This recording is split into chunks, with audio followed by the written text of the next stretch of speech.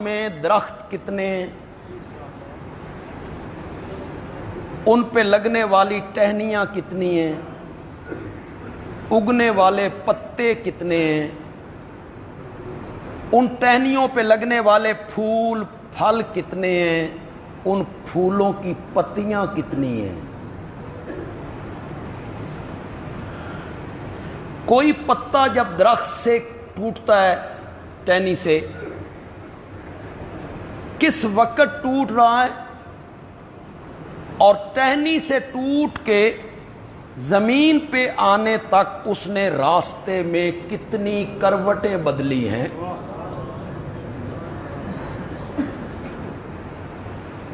پت جھڑ کا موسم ہو اور افریقہ کے جنگل ہوں، ایک سیکنڈ میں کروڑوں پتے جھڑ رہے ہوں، ہر پتے کا علم ہو۔ اس کائنات میں صحرا کتنے ہیں، ریت کے ذرے کتنے ہیں، ان کی تعداد کتنی ہے، سمندر کتنے ہیں، دریا کتنے ہیں، نہریں کتنی ہیں، ندیاں کتنے ہیں، نالے کتنے ہیں، آبشاریں کتنی ہیں، چشمے کتنے ہیں، ان میں پانی کے قطرے کتنے ہیں، پہاڑ کتنے ہیں، ان میں کنکر کتنے ہیں، اس کائنات میں انسان کتنے ہیں، جنات کتنے ہیں، فرشتے کتنے ہیں، حشرات الارض کتنے ہیں، درندے چرندے پرندے کتنے ہیں۔ پرندہ جب فضا میں اڑتا ہے تو کتنی مرتبہ پروں کو بند کرتا ہے اور کتنی مرتبہ کھولتا ہے۔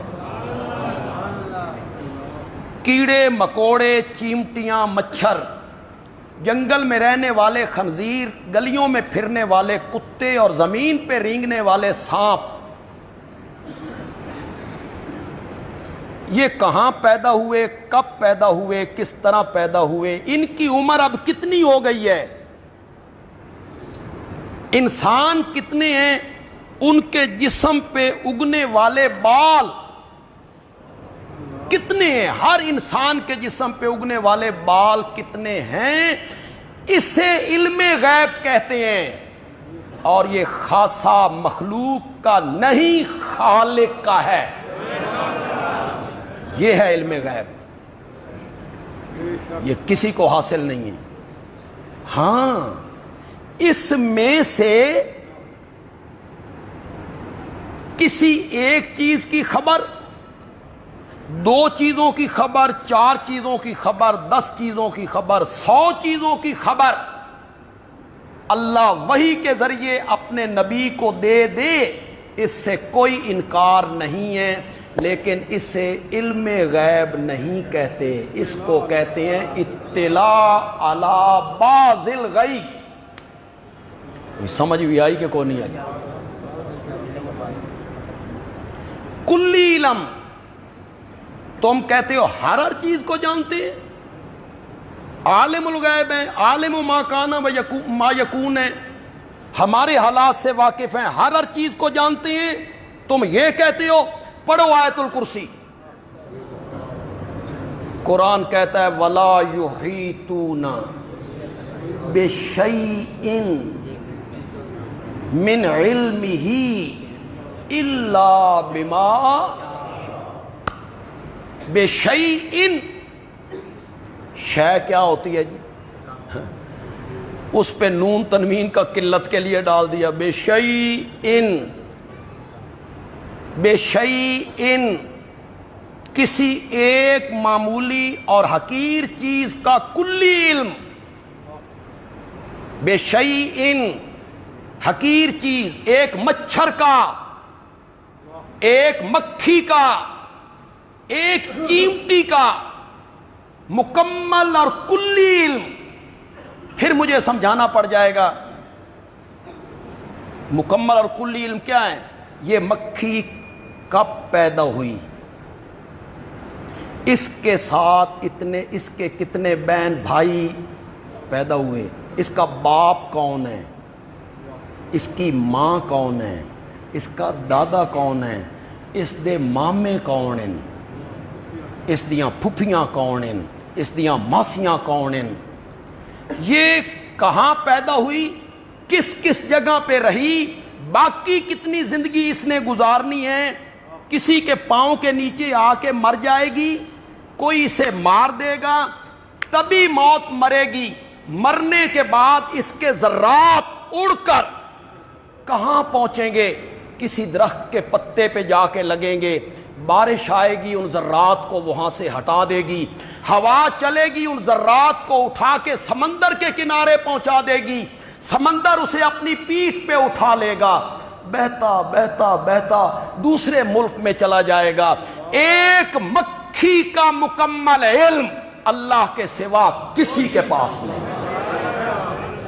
وَلَا يُحِيطُونَ بِشَيْءٍ مِّنْ عِلْمِهِ، یہ ہے علم غیب، اور یہ خاصہ انبیاء کا نہیں ہے۔ پتہ نہیں لوگ کیوں خوش ہوتے ہیں بھئی نبی پاک عالم الغیب ہیں، فلاں بزرگ ہمارے حالات کو جانتے ہیں، ان میں ان کی کوئی خوبی ہے؟ اِنَّا لِلَّهِ وَإِنَّا إِلَيْهِ راجعون۔ اور مخلوق کے لیے یہ خوبی نہیں ہے۔ کیسے میں آپ کو سمجھاؤں؟ میں تو ان لفظوں کو ادا بھی نہیں کر رہا ہوں، کر سکتا بھی نہیں ہوں۔ ایک نبی کے لیے ضروری ہے اسے پتہ ہونا چاہیے کہ اس کائنات میں مکھیاں کتنی ہیں۔ تم نے اسے وصف بنا دیا نبوت کا، تم نے اسے نبوت کی عظمت کی دلیل قرار دے دیا۔ ایک نبی کے لیے ضروری ہے اسے پتہ ہونا چاہیے کہ اس کائنات میں سانپ کتنے ہیں، جنگل میں درندے کتنے ہیں، میرے جسم پر بال کتنے ہیں۔ نہیں ہو لوگو، نبی کے لیے یہ جاننا ضروری نہیں ہے، جاننا اس کے لیے ضروری ہے جس نے اس چیمٹی کو رزق فراہم کرنا ہوتا ہے۔ اس کے لیے ضروری ہے جاننا کہ یہ کہاں رہتی ہے، کہاں پیدا ہوئی تھی۔ علم غیب مخلوق کا خاصہ کیسے ہو گیا؟ علم غیب خاصہ کس کا ہے؟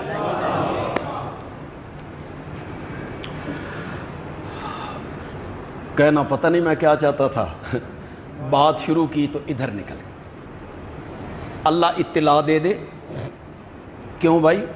ہمارے پیارے پیغمبر حضرت محمد الرسول اللہ صلی اللہ علیہ وسلم کو اللہ نے قیامت کی نشانیاں نہیں بتائیں؟ آپ نے اطلاعیں نہیں دی؟ قیامت کے قریب یہ ہوگا، یہ ہوگا، یہ ہوگا، یہ ہوگا۔ یہ سب غیب نہیں ہے، یہ سب غیب ہے۔ اسے آپ علم غیب کہیں گے؟ نا، اس کو آپ کیا کہیں گے؟ اللہ نے کچھ خبروں کی اپنے نبی کو کیا دے دی؟ اسی اطلاع علی الغیب کو بیان کر کے علماء لوگوں کو دھوکہ دے دیتے۔ آگے لوگ بیچاروں کو پتہ نہیں ہوتا اور وہ سمجھتے ہیں کہ ہاں بڑی دلیل ہے جی۔ بدر کے میدان میں نبی پاک نے کہا تھا کل ابو جہل یہاں مرے گا، عتبہ یہاں مرے گا، شیبہ یہاں مرے گا، امیہ یہاں مرے گا۔ آپ نے دائرے کھینچ دیے۔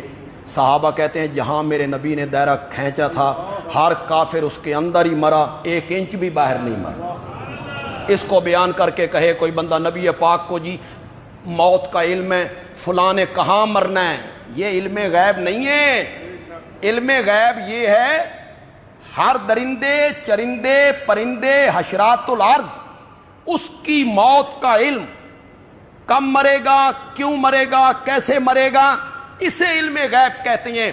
ان میں سے اللہ کسی ایک بندہ، 2 بندے، 4 بندے، 10 بندے، 70 بندوں کی موت کی اطلاع اپنے نبی کو دے دے، اسے علم غیب نہیں کہتے۔ شاباش شاباش، اسے کیا کہتے ہیں؟ غیب کی خبر پر بعض خبروں پہ اللہ نے اپنے نبی کو کیا دے دی؟ اطلاع دی۔ تو میرے نبی جو پیشن گوئی کرتے ہیں، پیشن گوئیاں کی نا میرے نبی نے، یہ قیامت کی جو ساری علامتیں بتائیں یہ پیشن گوئیاں ہی تو ہیں۔ ہر گھر میں ناچنے والی ہوگی، ہر گھر میں گانے والی ہوگی، میری امت کی عورتیں کپڑے پہننے کے باوجود ننگی ہوں گی، عورتیں سر پہ ایسے چوٹی بنائیں گی جیسے اونٹ کی کوہان۔ اب آپ بازاروں میں رہتے ہیں، ہم تو کبھی بازار زیادہ گئے نہیں، آپ بازاروں میں دیکھتے رہتے ہیں ہماری مائیں، بہنیں، بیٹیاں کپڑے پہننے کے باوجود ان کا ایک ایک عضو کیا ہوتا ہے؟ ننگا۔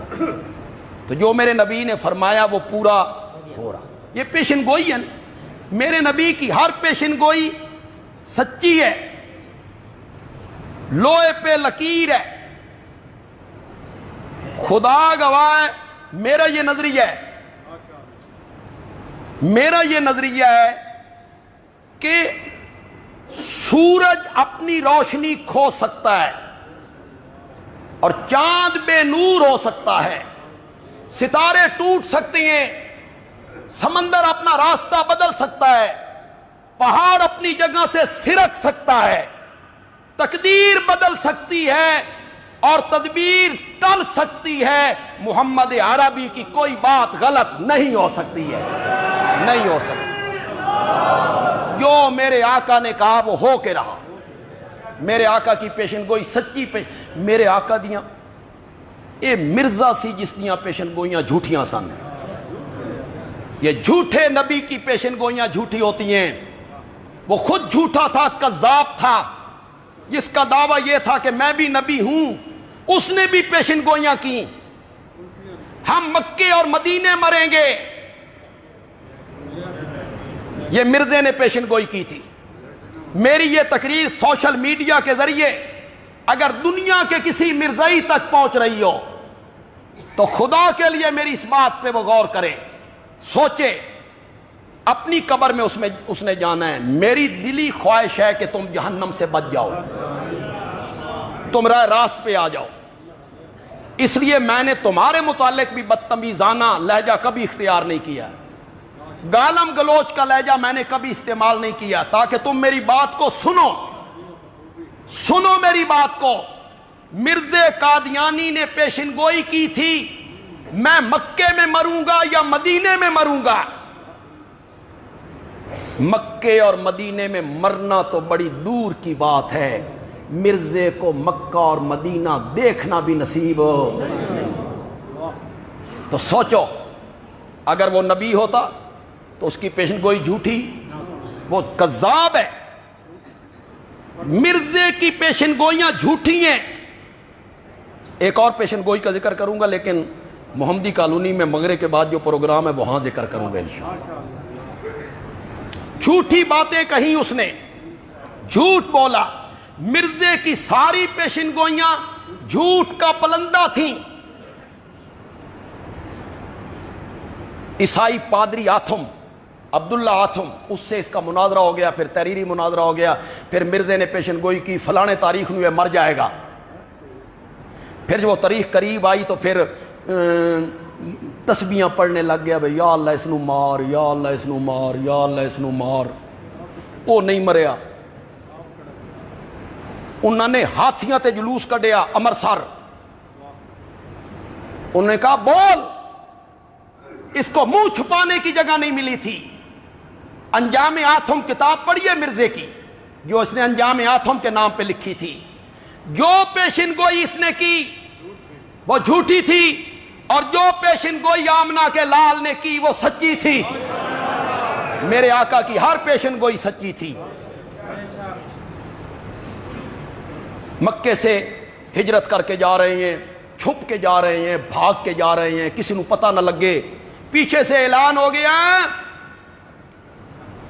جو ان دونوں کو پکڑ کے لائے، زندہ لائے یا مردہ لائے، 200 اونٹ دیں گے۔ اس زمانے میں اب بھی 200 اونٹوں کی بڑی قیمت ہے یار، اور اس زمانے میں حضرت عمر رضی اللہ تعالیٰ عنہ خلیفہ بننے کے بعد کہتے تھے واہ میرے مولا، کبھی میری خواہش ہوتی تھی کہ میرے پاس 100 اونٹ ہوتے، اور آج تو نے مجھے آدھی سلطنت کا حکمران بنا دی۔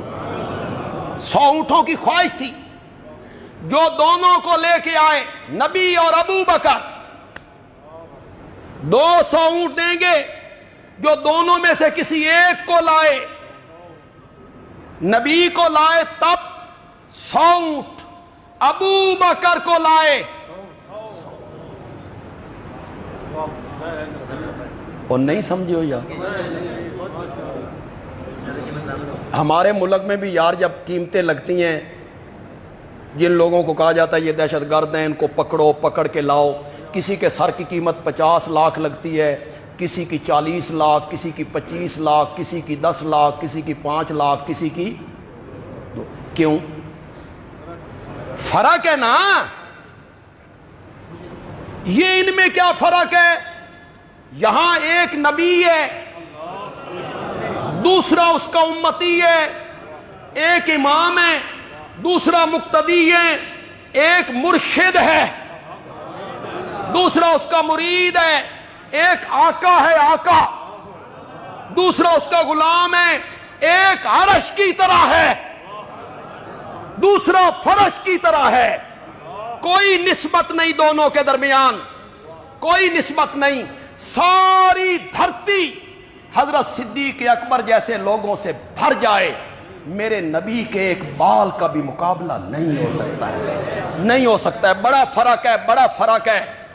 مکے والوں کو کہنا چاہیے تھا نبی کو لائے تو 150 اونٹ دیں گے، وہ نبی جو ہوا۔ ابو بکر کو لائے تو 50 دیں گے، نہیں، کہنے لگے دونوں کو لائے تو 200 دیں گے۔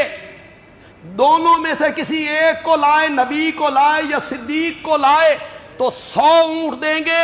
بندیالوی کہتا ہے ابو بکر صدقے جاواں، آج تیری قیمت نبوت دے برابر پہ گئی ہے، نبوت کے برابر تیری قیمت پڑ گئی ہے۔ جو دونوں میں سے کسی ایک کو لائے تو 100 اونٹ دیں گے۔ سراقہ کہتا ہے، سراقہ نوجوان ہے، میں نے تیز رو گھوڑا نکالا، میں نے پیچھا کیا، تعاقب کرتے کرتے جب میں پہنچا تو نبی پاک نے میری طرف دیکھا، میرے تیور دیکھے کہ میں کس غرض سے آ رہا ہوں، بس پھر میرا گھوڑا زمین میں دھنس گیا۔ اس نے نکلنے کا نام نہیں لیتا۔ میں نے معافی مانگی، معاف کر دیں، دعا کریں میرا گھوڑا زمین سے باہر آئے، میں واپس چلا جاؤں گا۔ میرے آقا نے دعا کی، گھوڑا واپس زمین پہ آیا۔ سراقہ کہتا ہے میرا ارادہ پھر بدل گیا، میرا ارادہ پھر بدلا، نبوت نے پھر دیکھا، گھوڑا پھر زمین میں دھس گیا۔ میں نے پھر معافی مانگی، التجا کی۔ میرا نبی بھی کیا رحمت للعالمین ہے، کیا بات ہے، کیا بات ہے۔ دشمن ہے اور میرا نبی بار بار اس کے لیے دعا کر رہا ہے۔ جب دوسری بار میرا گھوڑا باہر نکلا اور میں واپس جانے لگا تو آپ نے فرمایا سراقہ، اس دن تیری کیا حالت ہوگی جب کسریٰ کے کنگن تیری باہوں میں ہوں گے۔ کسریٰ، ایران کا کسریٰ، ایران سپر طاقت، اس زمانے کی سپر طاقت۔ میں حیران ہوں کہ بندہ خود بھاگ کے جا رہا ہے، چھپ کے جا رہا ہے، ساتھی محدود ہیں، طاقت اس کے پاس کوئی نہیں۔ کہاں ایران کا کسریٰ، کہاں اس کے کنگن، کہاں سراقہ کی بائیں۔ حضرت سیدنا فاروق اعظم کے زمانے میں ایران فتح ہو گیا اور فتح کیا حضرت سعد ابن ابی وقاص نے۔ خلافت کس کی تھی؟ زور سے بولو، زور سے بولو۔ کم از کم ایرانیوں کو تو حضرت عمر کا حیا کرنا چاہیے، اس نے یہ علاقہ فتح کر کے انہیں دیا ہے، فتح کیا انہوں نے۔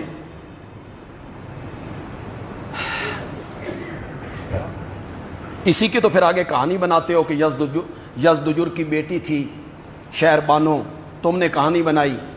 اس بادشاہ کی بیٹی تھی یزدجر کی، شہر بانو، وہ لونڈی بن گئی۔ لونڈی بن کے جب مدینے آئی تو حضرت عمر نے کہا کس کے ساتھ تم شادی کرنا چاہتی ہو، کس کے حوالے کر دوں؟ انہوں نے حضرت حسین کی طرف اشارہ کیا، حضرت عمر نے اس کا نکاح حضرت حسین سے کر دیا، شہر بانو کا، شہر بانو کا۔ اسی کے بطن سے حضرت زین العابدین پیدا ہوئے۔ وہ سن رہے ہو کہ کون نہیں سن رہے ہو؟ اسی کے بطن سے زین العابدین پیدا ہوئے۔ یہ ایک افسانہ تم نے بنایا، میں اس کا قائل نہیں ہوں۔ ہاں، یزدجر تو خود بھاگتا پھرتا تھا، اس کی اپنی عمر 20 سال تھی، بیٹی کیسے جوان ہو گئی اس کی؟ اور پھر ہمیں یہ بھی بتایا جائے کہ کربلا کے بعد شہر بانو کہاں گئی؟ اتا پتا سانوی دسو۔ اس کی کوئی قبر کہاں وہ گئیں؟ لیکن تم چونکہ لکھتے ہو، تمہاری کتابیں لکھتی ہیں، بندیال بھی اس سے استدلال کرتا ہے، انہی کے مطلب کی کہہ رہا ہوں. زبان میری ہے، بات ان کی، بات تمہاری ہے، بات تمہاری ہے.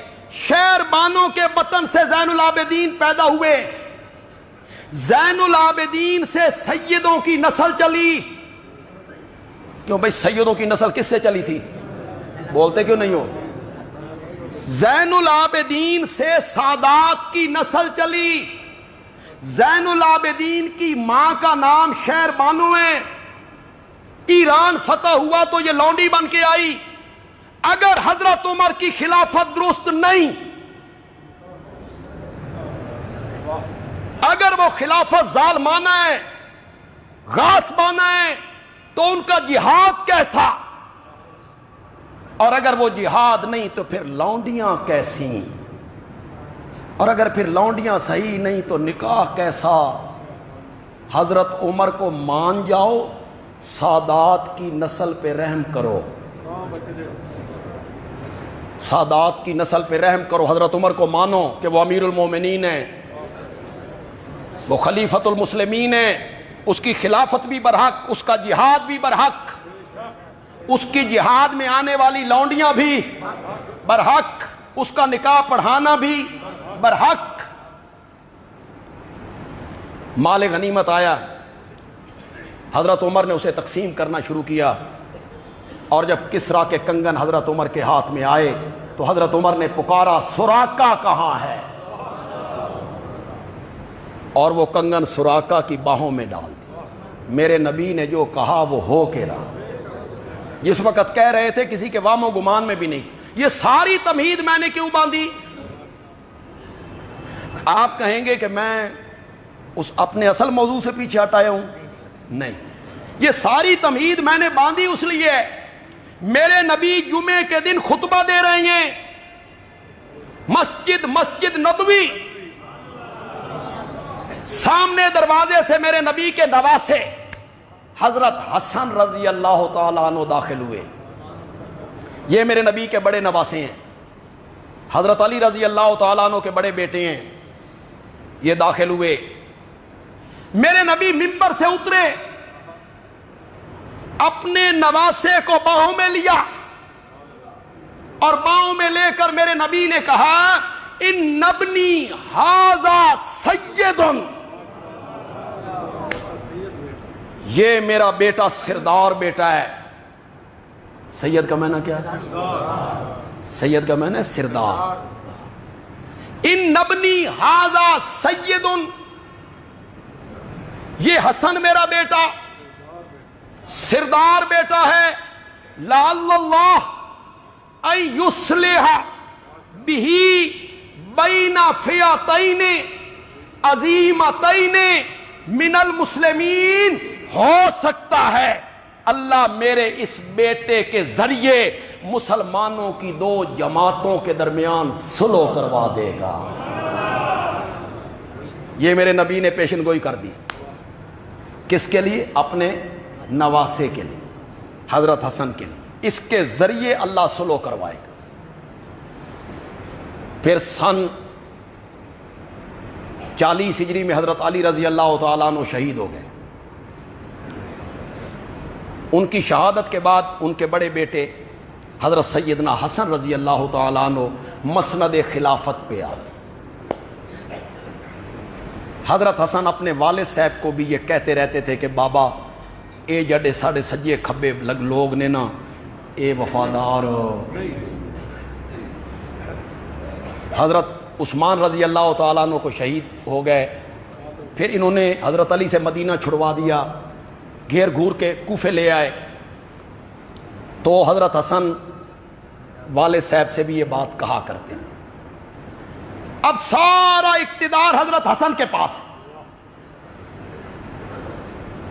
تو حضرت حسن کو مجبور کیا ان لوگوں نے معاویہ سے جنگ کرنی چاہیے. انہوں نے کہا یہ گوت ہے میدان ٹرو، دو ہاتھ کر لینے. ادھر سے حضرت معاویہ نے حضرت حسن کو ایک خط بھیجا جو انہی لوگوں نے لکھا تھا کہ اگر ہم گھیر گھار کے حسن کو لے آئیں اور زندہ گرفتار کروا دیں تو ہمیں کیا ملے گا؟ حضرت حسن کے پاؤں تلے سے زمین نکل گئی، جن پہ تکیہ تھا وہی پتے۔ میرے ساتھ کیا باتیں ہیں، اور ادھر حضرت معاویہ کو خط لکھ رہے ہیں۔ حضرت حسن نے معاویہ کی طرف پیغام بھیجا کہ میں صلح کرنا چاہتا ہوں، کس شرط پر؟ کہ اگر خلافت آپ کا حق ہے تو وہ آپ کے سپرد ہو جائے، اور اگر خلافت میرا حق تھا تو میں نے اپنی مرضی سے وہ حق آپ کو دے دیا، میں خلافت سے دستبردار ہو جاؤں، دستبردار ہو جاؤں۔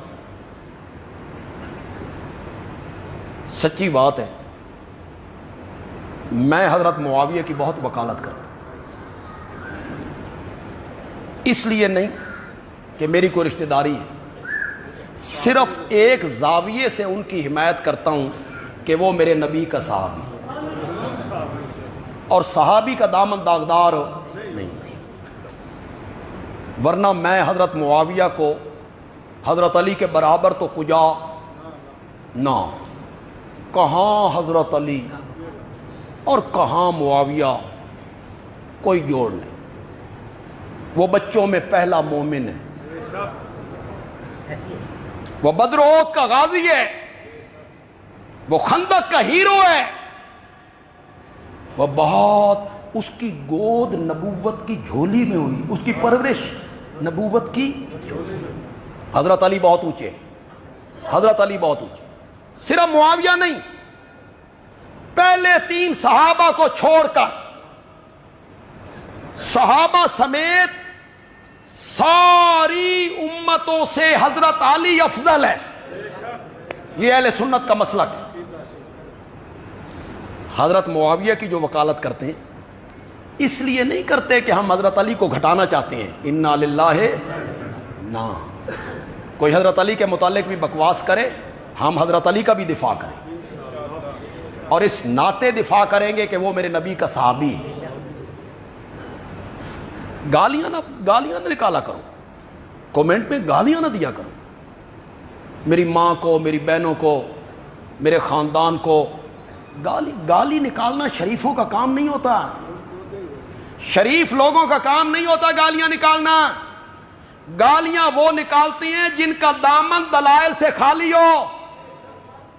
دلیل کے میدان میں آؤ دلیل کے میدان میں، تم بھی دلائل دو، ہم بھی دلائل دیتے ہیں، دنیا فیصلہ کرتی رہے گی، نہ جھگڑا، نہ لڑائی، نہ گولی، نہ گالی، یہ تو کوئی مسئلے کا حل نہیں۔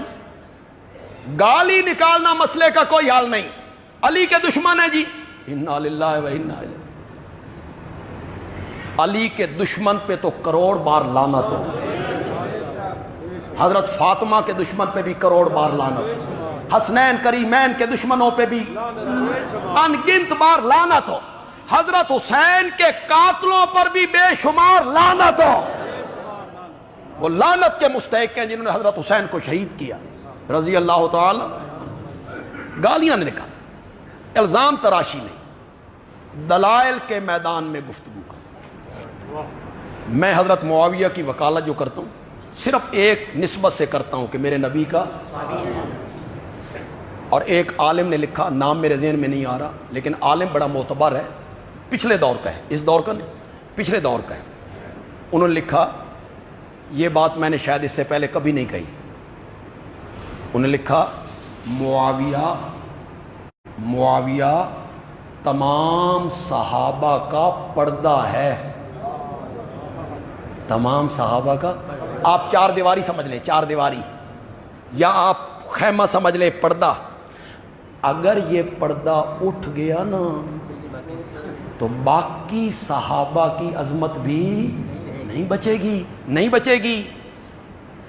میرا اپنا نظریہ یہ ہے کہ یہ لوگ حضرت ابوبکر، عمر، عثمان، حضرت عائشہ، طلحہ، زبیر تک پہنچنا چاہتے ہیں، انہیں معاویہ کے دروازے پہ روک دیا جائے، یہاں رکو، پہلے اس بات کو ثابت کرو۔ میں معاویہ کا وکیل ہوں، لیکن خدا گواہ ہے، خلافت ہینڈ اوور کرنا اور آئی ہوئی حکومت دوسروں کے سپرد کر دینا، یہ فاطمہ کا دل بندی کر سکتا ہے۔ یہ بندہ حیران ہو جاتا ہے، بندہ حیران ہو جاتا ہے۔ تمہیں کیوں سمجھ نہیں آ رہی یار اس کی؟ عہدے کوئی چھوڑ دا، اللہ دی قسم اتنے زکات کمیٹی دا بندہ ممبر بن جائے وہ نہیں ہٹتا کدائی، چھوڑتا ہے کوئی عہدہ؟ جماعتوں کے عہدے نہیں چھوڑتے لوگ، چاہے جماعت برباد ہو جائے، عہدہ ہے میرے پاس۔ کوئی زکات کمیٹی کا عہدہ، کونسلر کا عہدہ نہیں چھوڑتا، اور گھر آئی ہوئی حکومت اپنے ہاتھوں سے دوسرے کے سپرد کر دینا، یہ حضرت علی کا فرزند اور فاطمہ کا دل بند بھی کر سکتا ہے، جو آج جنت البقیع میں آسودہ خاک ہے، اللہ تعالیٰ اس کی قبر پہ انگنت بار رحمتیں نازل فرمائے۔ حسن دا جواب ہی کوئی، حضرت حسن کا کوئی جواب، اتنا بے غرض کہ کوئی لالچ نہیں، دنیا سے محبت نہیں، حکومت سے۔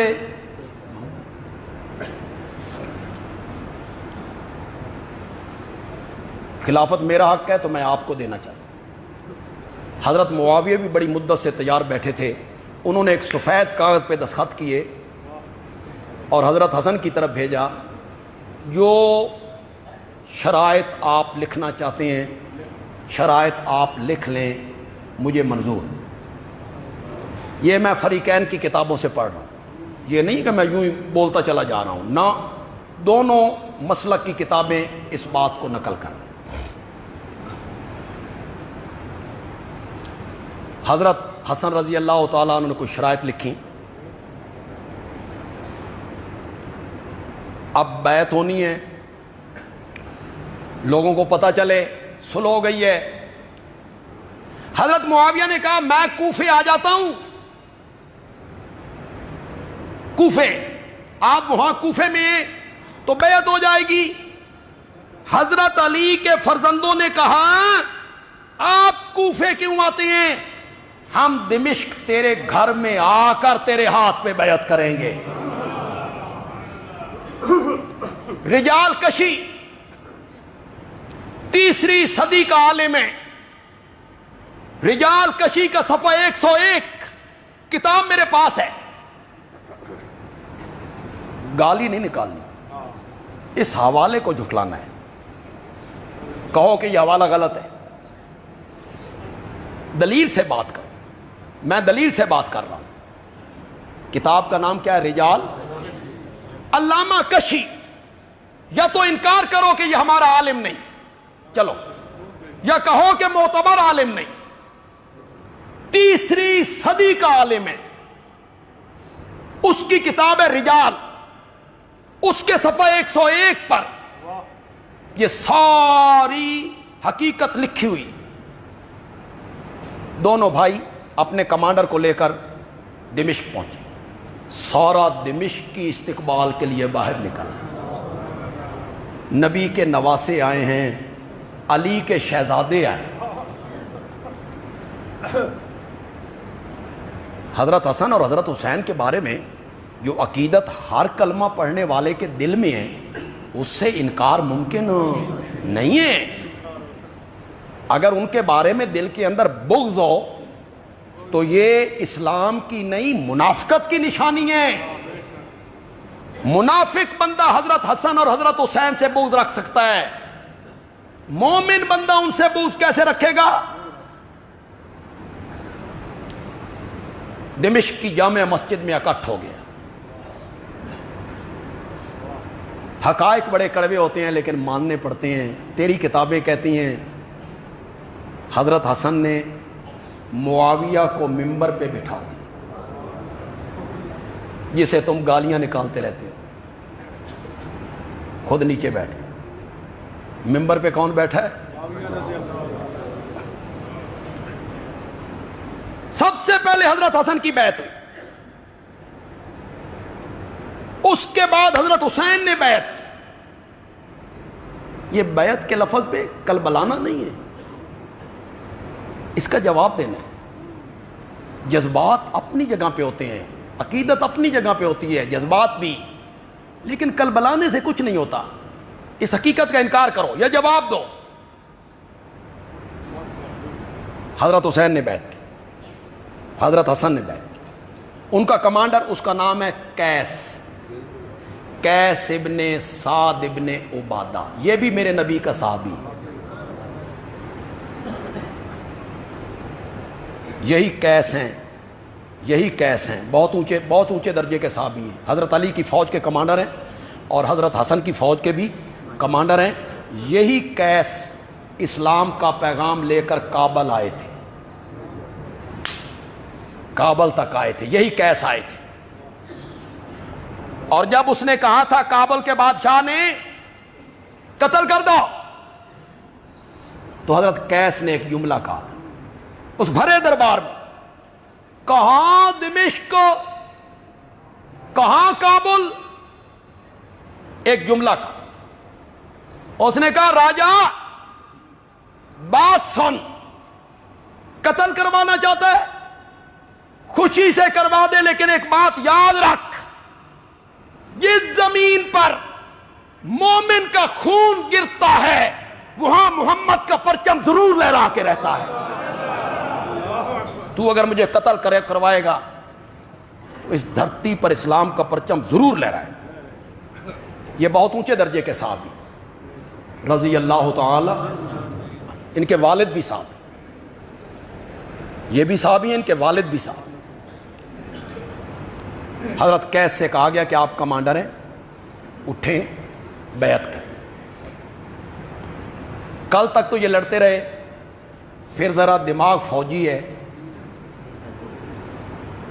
تو جنگجو دماغ ہے، تو میں بالکل رجال کشی کی عبارت پڑھنے لگا ہوں، وہ سنا کے مجھے یاد ہو گئی، ورنہ میرا حافظہ اتنا قوی نہیں ہے۔ جب کہا نا قیس کو اٹھو معاویہ کے ہاتھ پر بیعت کرو، فالتفت قیس الی الحسین، قیس نے دیکھا کس کی طرف؟ آنکھوں میں بات کی۔ کبھی آنکھیں وہ کچھ کہتی ہیں جو زبان نہیں کہہ سکتی، آنکھیں کہہ دیتی ہیں۔ آنکھوں میں کہا تسی بیعت کر لئیے، اے بتھیریے من چھڑ دیو، من رہن دیو، تو آڈی ہو گئی ہے بیعت، ٹھیک ہے۔ فالتفت قیس الی الحسین، علامہ کشی کہتا ہے فقال الحسین، تو قیس کی نگاہوں کو دیکھ کر سیدنا حسین رضی اللہ تعالی عنہ نے کہا قم یا قیس، قیس اٹھو، فبایع معاویہ کے ہاتھ پر بیعت کرو، فَإِنَّهُ إِمَامِي، فَإِنَّهُ إِمَامِي، فَإِنَّهُ إِمَامِي، یہ نسبت کی ہے، امام کا معنی امام، یہ واحد متکلم، میرا امام ہے، میرا امام ہے، فَإِنَّهُ إِمَامِي۔ یہاں رجال کشی والے نے تھوڑی سی ڈنڈی ماری، اس نے آگے بریکٹ میں لکھا یعنی حسن،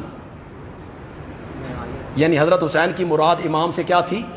حسن، یعنی حسن، بریکٹ میں لکھا یعنی حسن۔ میں نے کہا میں اس کا ترجمہ کر دیتا ہوں، یہ تو گل اور چنگی ہو گئی، آپ نے بریکٹ میں حضرت حسن کا نام لکھ دیا ہے، یہ تو بڑا راستہ کھل گیا۔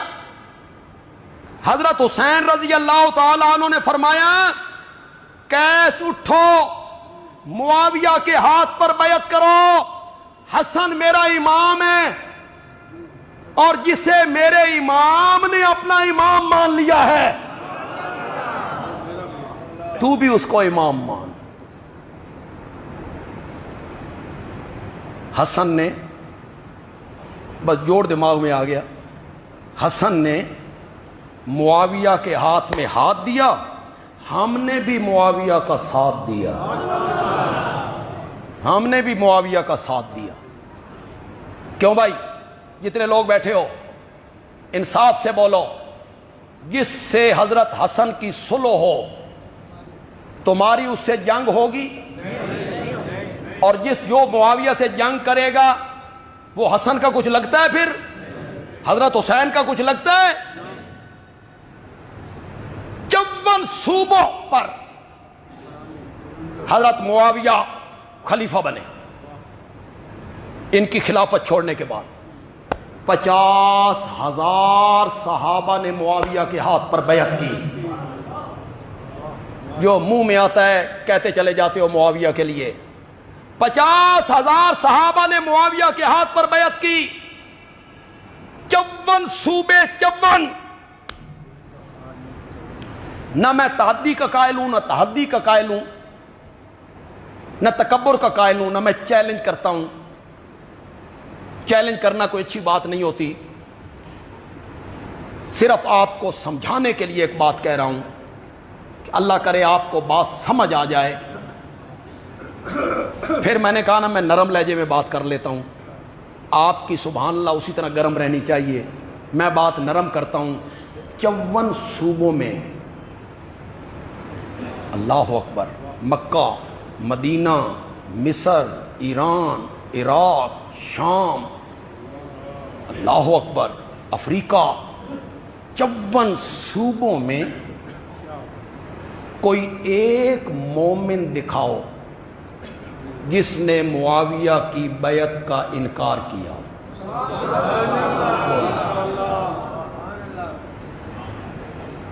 حقائق بڑے کڑوے ہوتے، حقائق بڑے کڑوے ہوتے۔ حضرت علی رضی اللہ تعالیٰ عنہ خلیفہ برحق ہیں، ان کی خلافت خلافت راشدہ ہے، ان کی خلافت خلافت برحق ہے کہ کوئی نہ؟ زور سے بولو ذرا۔ ان کے سکے بھائی عقیل نے بیعت کی تھی، اور تاریخ پڑھنے والے لوگوں بولو، او تاریخ بڑی پڑھ دے ہوتے، یہ نہیں پڑھ دے۔ سکے بھائی حضرت عقیل نے بیعت کی تھی، حضرت طلحہ نے کی تھی، حضرت زبیر نے کی تھی، حضرت عائشہ نے کی تھی۔ اس کے باوجود حضرت علی کی خلافت خلافت برحق ہے، باوجود اس کے کہ ہزاروں صحابہ ان کے ہاتھ پر بیعت نہیں کرتے، اس کے باوجود حضرت علی کی خلافت خلافت برحق ہے۔ معاویہ کی خلافت کو برحق کیوں نہیں مانتا جس کے ہاتھ پر 54 صوبوں کے مومنوں نے بیعت کی تھی؟ اسے کیوں برحق نہیں مانتا تو؟ یہ مضمون میں نے بہت سارے جمعوں میں بیان کی، اور یہ جمعے محفوظ ہیں۔ میں نے حضرت معاویہ کی صحیح تصویر آپ کے سامنے پیش کی۔ جمعے میں وقت کی قلت جو ہوتی ہے یہ پاؤں کی زنجیر بن جاتی ہے۔ ایک ہمارے محلے میں 1-2 فوتگیاں ہوئیں۔ ایک تو ہمارے ساتھی تھے، میرے والد صاحب کے مقتدی تھے، ہمارے لیے وہ بزرگ تھے، عبد الکریم گجر، بڑی لمبی عمر پائی، بڑے مواہب تھے، ان کا انتقال ہوا۔ اللہ تعالیٰ ان کی مغفرت فرمائے، اللہ انہیں جنت میں اعلیٰ مقام دے۔ ان کے بیٹوں نے اور ان کے پوتوں نے ان کی جس طرح خدمت کی، اللہ تعالیٰ ہر بندے کو ایسی اولاد اور پوتے عطا کرے۔ بڑی خدمت کی اپنے والد صاحب کی، اپنے دادا کی، ان کی بہوؤں نے، ان کی بیٹیوں نے۔ خوش قسمت آدمی تھے کہ خدمت کرنے والے بچے ملے، خدمت کرنے والے پوتے ملے۔ اللہ ان بچوں کو بھی، ان کے پوتوں کو بھی اللہ اس کا اجر عطا فرمائے۔ دوسرے ہمارے بالکل پیچھے گلی میں فرق صاحب ہیں، ان کی 16 سال کی بیٹی تھی۔ میٹرک میں مجھے کسی نے کہا کہ اس نے 1050 نمبر، اس بچی کا انتقال ہوا، اللہ کو پیاری ہوگی، اس کے لیے بھی دعا کریں گے۔ اللہ اگلی زندگی آسان فرما دے، اور ان کی بہنوں کے لیے، ان کے بھائی، والد، والدہ، ظاہر بات ہے بڑا صدمہ ہے ان سب کے لیے، اللہ انہیں صبر جمیل عطا فرما۔ ہمارے مقبول صاحب، حاجی مقبول صاحب ہمارے نمازی بھی تھے اور درس کے میرے بڑے سامع تھے، اور تبلیغی جماعت کے ساتھ بھی بڑا تعلق تھا ان کا۔ حاجی مقبول صاحب، ان کا انتقال ہو گیا اچانک کا، ابھی نماز کے بعد ان کا جنازہ ہے یہیں، تو آپ ذرا سنتے ہیں اور نفل صوفیوں کی طرز پہ نہیں پڑھیں گے، مجاہدوں کی طرز پہ